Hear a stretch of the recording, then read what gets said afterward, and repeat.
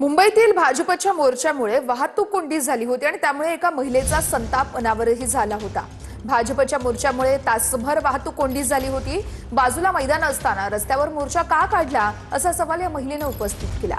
संतप्त महिलेने मंत्री गिरीश महाजन आणि पोलिसांसोबतही वाद घातला।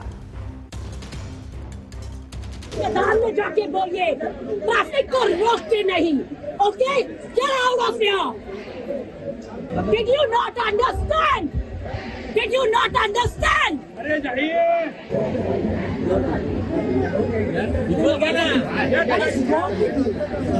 No, what is wrong with you?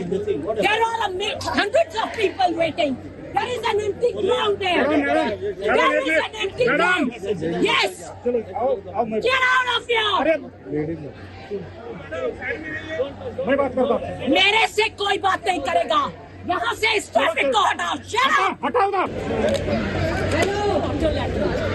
Mike, come over here. Daddy, get over with your opportunity. Okay?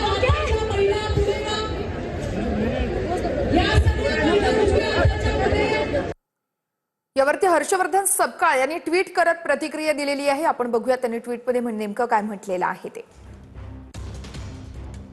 महिलांच्या सशक्तीकरणाच्या नावाखाली राजकारण आरक्षणाचा मुद्दा पुढे करून महिलांची दिशाभूल करणाऱ्या आणि त्यांना केवळ राजकीय साधन म्हणून वापरत खोटे नेरेटिव्ह पसरवणाऱ्या भाजपचा खरा चेहरा या भगिनीनं मोर्चासमोर उघडा पाडलाय। महिला आरक्षणाच्या आडून संविधान निवडणूक प्रक्रियेत बदल करण्याचा भाजपचा डाव आम्ही आधीच हाणून पाडला होता।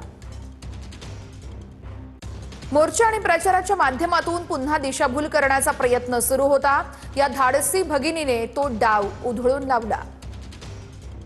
आज फक्त मंत्री महाजनांना पळवून लावलंय। येणाऱ्या काळामध्ये देशातील महिला अशाच प्रकारे भाजपला सत्तेतून हाकलून लावतील।